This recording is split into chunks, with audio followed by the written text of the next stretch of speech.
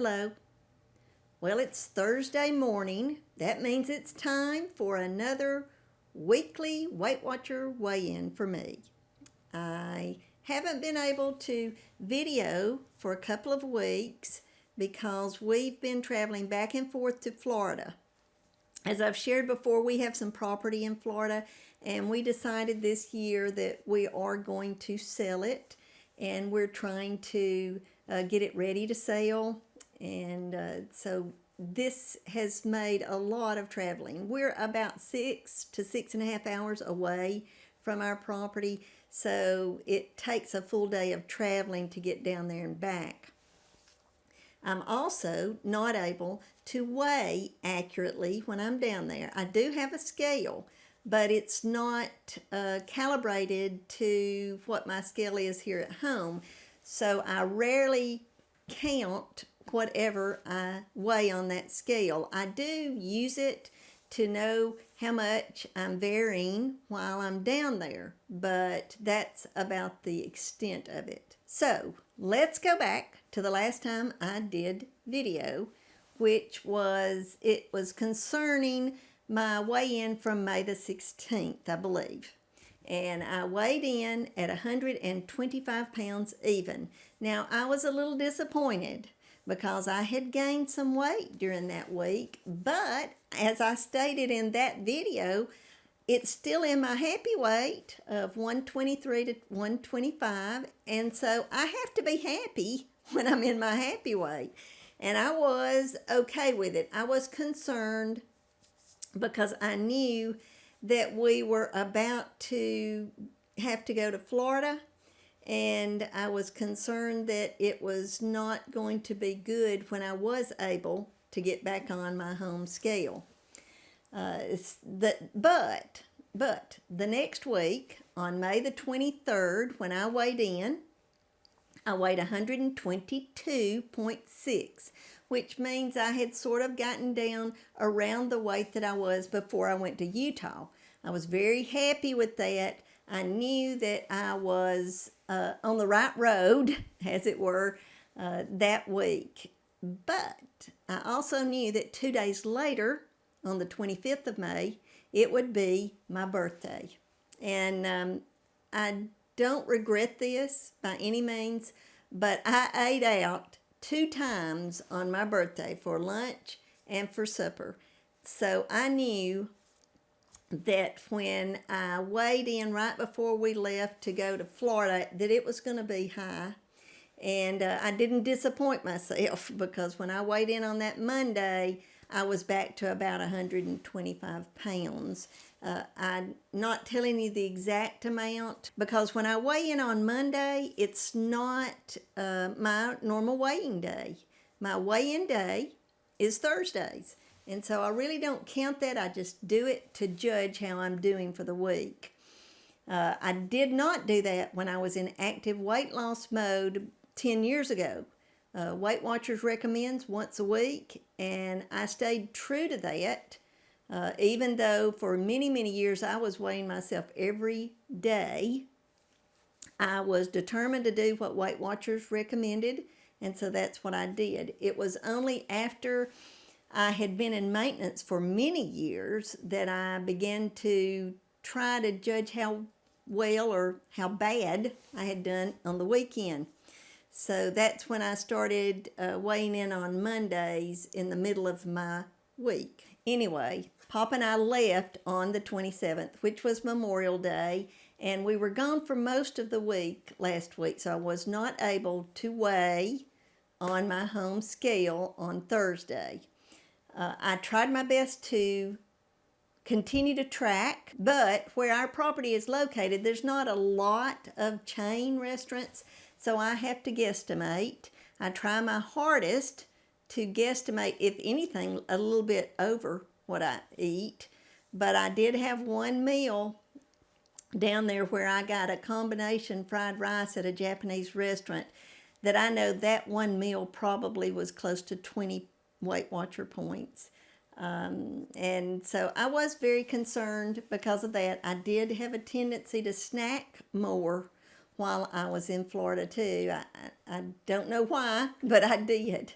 But anyway, so as time grew close for this weigh-in this morning, I was concerned about what it was going to be, because the last time I had weighed, it was 125, and I was very concerned that I was going to be over 126 because of being gone.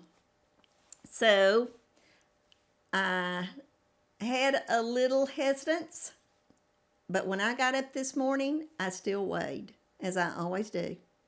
And I'm glad I did, because when I weighed this morning, I weighed in at 122.4.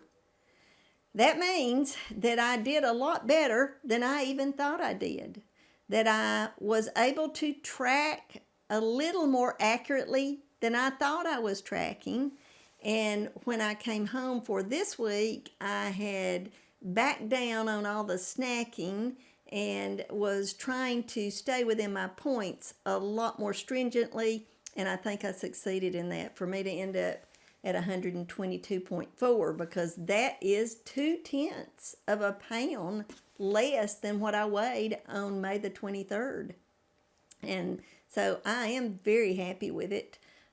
Now, I want to go into my topic for today. I know you noticed that the topic was Weight Watcher weigh-in and other scary things. Well, first of all, I'm going to go into the other scary things, which we are just coming out of a season here in the southeast of being invaded by a bug called a cicada, or some people, especially local people, call them katydids. I don't know which one you've ever heard of, but they are called cicadas. That's their real name. And for about 3.5 weeks in the month of May, we were overwhelmed with the noise that these bugs make. If you notice on my thumbnail, there is a picture of one of the cicadas. I got out about 2 weeks ago and made just a real short, I think it's about a minute long video that I'm going to share with you today, that I wanted you to hear the noise these bugs make. They swarm, they fly, and I mean, for a while they're flying into your car. There was 2 times when we were at church that they flew into our car, and one of them attached himself on Papa's neck. And it's like to have scared me to death. Every time they landed on us, you know, I'm not really afraid of these bugs, but I get startled easily, and so that's why every time they'd land on us or something, I'd let out a scream or a eek, you know, or something like that. And I wish I'd got that on video, but I didn't. But anyway, when I filmed this, it was a couple of weeks ago. It was before we went to Florida, and they were already not as loud as they had been. I mean, these bugs are so loud that you can hear them when you're inside your house, or they are almost deafening when you're outside when they first begin to hatch. And I don't think I'm exaggerating when I say there had to be billions of them in this area, because they only live a couple of days.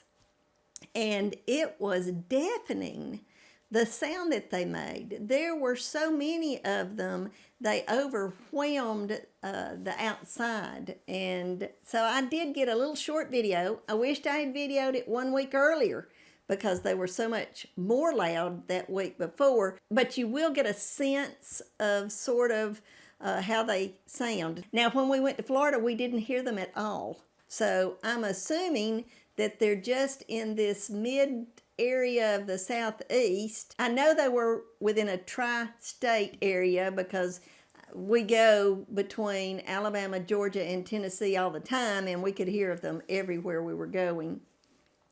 But as for Florida, I never heard them. So if they were down there, they were a lot quieter than they were up here.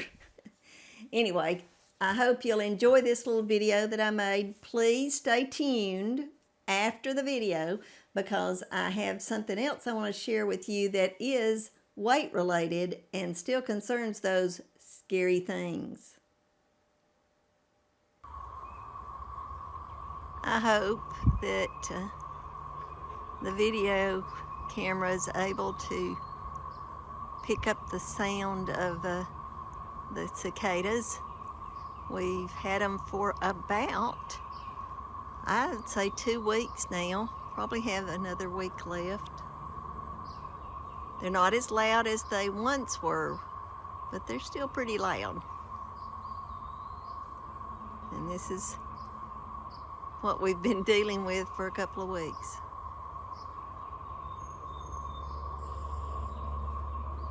One just flew by the camera. I don't know if it picked it up or not. They've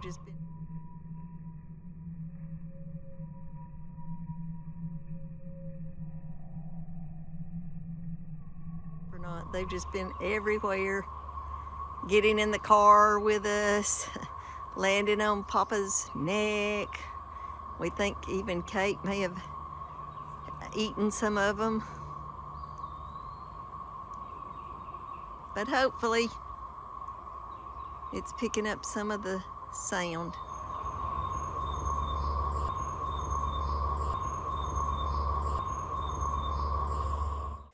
Well, I hope you enjoyed that little short video.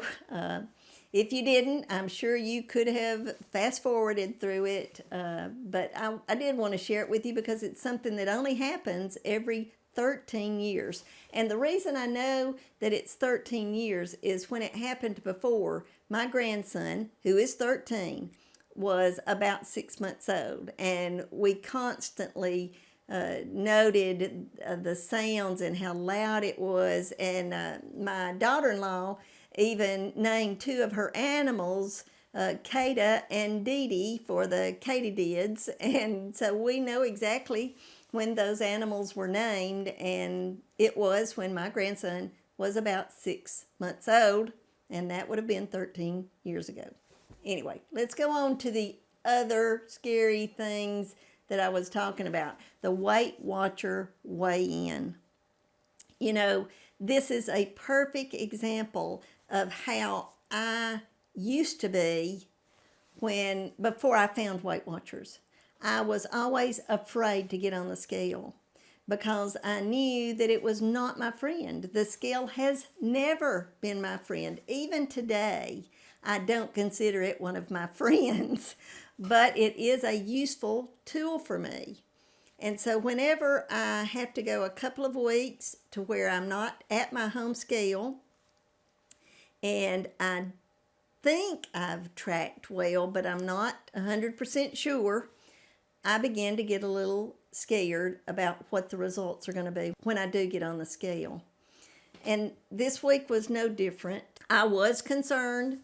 I got on the scale Monday, as I do, and I was up some, but not bad. I was still within my happy weight, but I was concerned that I was not doing as well as I'd hoped I had. I knew that I was still struggling to get back on track all the way this week. So as yesterday dwindled down, I really began to dread this morning. But here's the difference. Years and years ago, I would have never gotten on the scale. I would have avoided it. And yet it would not have changed the results.